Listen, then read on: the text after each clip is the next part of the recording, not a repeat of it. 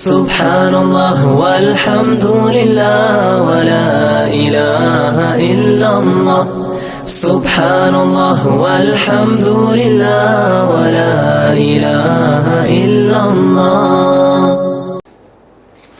اس میں ایک آیت ہے انا اوحینا الیک کما اوحینا الی نوح والنبیین من بعدہ۔ اس سے کیا بتلانا چاہتے ہیں؟ اس سے معلوم ہو گیا کہ وحی خاص اللہ کا حکم اور اس کا پیغام ہے جو پیغمبروں پر بھیجا جاتا ہے، اور انبیاء سابقین پر جیسے وحی الہی نازل ہوئی ویسے ہی حضرت محمد مصطفیٰ صلی اللہ علیہ وسلم پر اللہ تعالیٰ نے اپنی وحی بھیجی، تو جس نے ان کو مانا اس کو بھی ضرور مانے گا، اور جس نے اس کا انکار کیا پہلے نبیوں کی وحی کا، نوح والی وحی کا، گویا ان سب کا، جس نے محمد صلی اللہ علیہ وسلم کی وحی کا انکار کیا اس نے پہلے کے تمام نبیوں کی وحی کا انکار کر دیا۔ اور حضرت نوح اور ان سے پچھلوں کے ساتھ مشابہت کی وجہ شاید یہ ہے کہ حضرت آدم کے وقت جو وحی نازل ہوتی تھی اس وقت بالکل ابتدائی حالت تھی، حضرت نوح پر اس کی تکمیل ہو گئی، گویا اول حالت محض ابتدائی تعلیم کی تھی۔ حضرت نوح کے زمانے میں وہ حالت پوری ہو کر اس قابل ہو گئی کہ ان کا امتحان لیا جائے اور فرما برداروں کو انعام دیا جائے، نافرمانوں کو سزا دی جائے۔ چنانچہ انبیاء اولو العزم کا سلسلہ بھی حضرت نوح علیہ السلام کے بعد ہی شروع ہوا، اور وحی الہی سے سر پھیرنے والوں پر اللہ کا عذاب بھی حضرت نوح کے زمانے میں سب سے پہلے آیا۔ خلاصہ یہ ہے کہ نوح علیہ السلام سے پہلے حکم الہی اور انبیاء کی مخالفت پر عذاب نہیں آتا تھا، بلکہ ان کو معذور سمجھ کر، ابتدائی تعلیم والے سمجھ کر ڈھیل دے دی جاتی تھی اور سمجھانے کی کوشش کی جاتی تھی۔ حضرت نوح علیہ السلام کے زمانے میں جب مذہبی تعلیم مکمل ہو گئی، وہ امتحان کے قابل ہو گئے، تو اب دو ہی بات تھی، یا تو مانو اور یا پھر سزا پاؤ۔ پھر اللہ کا عذاب آیا۔ حضرت نوح علیہ السلام کی ذات خود ایک معجزہ تھی۔ 950 سال تک کے انہوں نے دعوت کا کام کیا، 1000 سال انہوں نے عمر پائی، اور 950 سال تک کے انہوں نے دعوت کا کام کیا، اور اس زمانے میں 950 سال کی عمر تک، یعنی پورے 1000 سال کی عمر تک کبھی ان کا ایک بال بھی سفید نہیں ہوا، تو خود معجزہ تھی ان کی ذات، ان کی عمر۔ آگے اللہ فرما رہے ہیں کہ بعض رسولوں کا قصہ تو ہم نے آپ کو بیان کر دیا، بعض رسولوں کا قصہ ہم نے بیان نہیں کیا۔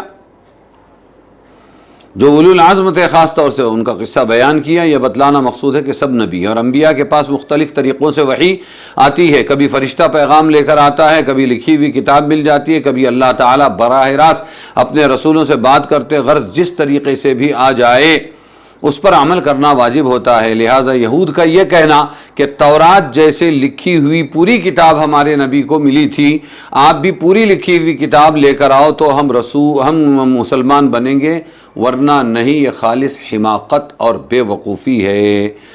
حضرت ابو ذر غفاری رضی اللہ عنہ سے روایت ہے، رسول اللہ صلی اللہ علیہ وسلم نے فرمایا 1,24,000 انبیاء بھیجے اللہ نے، جن میں سے 313 اصحاب شریعت رسول تھے، وہی بدری تعداد 313 اصحاب شریعت، یعنی بڑے شریعت والے رسول تھے 313۔ باقی کے جو انبیاء آتے تھے وہ انہی کی باتوں کو آگے چلاتے تھے اپنے اپنے علاقے میں۔ تو نبیوں کا کام کیا؟ مبشرین و منذرین، اہل حق کو خوشخبری سنانا، اہل باطل کو ڈرانا کہ دیکھو اللہ کا عذاب بڑا سخت ہے، اس سے بچو۔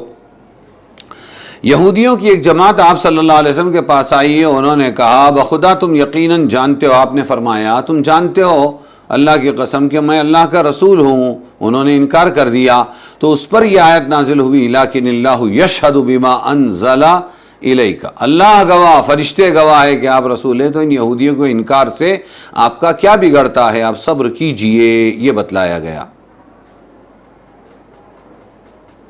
تو یہ کچھ ماننے والے نہیں ہیں کہ آپ ایسی کتاب لے آؤ جیسے تورات آئی تھی، انہوں نے ان کو بھی نہیں مانا تھا پہلے کے نبیوں کو، اور آپ کو بھی نہیں مانیں گے۔ ان کے چکر کو چھوڑ دیجیے، اپنا کام کرتے رہیے، یہ بتایا۔ سورہ نساء آیت 170، یا ایھا الناس قد جاءکم الرسول بالحق من ربکم فآمنوا خیرا لکم وان تکفروا فإن للہ ما فی السماوات والارض وکان اللہ علیما حکیما۔ اے لوگو تمہارے پاس رسول آ چکا ٹھیک بات لے کر تمہارے رب کی تو مان لو تاکہ بھلا ہو تمہارا، اور اگر نہ مانو گے تو اللہ تعالیٰ کا ہے جو کچھ آسمانوں و زمینوں میں ہے، اور ہے اللہ سب کچھ جاننے والا، حکمت والا۔ یہودیوں کے اعتراضات کا جواب اور نبوت محمدیہ کے اس بات کے بعد اب تمام جہان کے انسانوں کو اللہ خطاب فرما رہے ہیں کہ تمہاری نجات اسی میں ہے کہ حضرت محمد مصطفیٰ صلی اللہ علیہ وسلم کی نبوت پر ایمان لے آؤ۔ یہی بتلایا گیا اس آیت میں۔ کیا کہا گیا؟ اے لوگو تمہارے پاس رسول حق لے کر آئے رب کی طرف سے تو تم ایمان لے آؤ، تمہارے لیے بہتر ہے۔ انکار کرو گے تو آسمان و زمین والا اللہ ہے، وہ اس کا کچھ نہیں بگڑے گا، تمہارا بگڑے گا، بس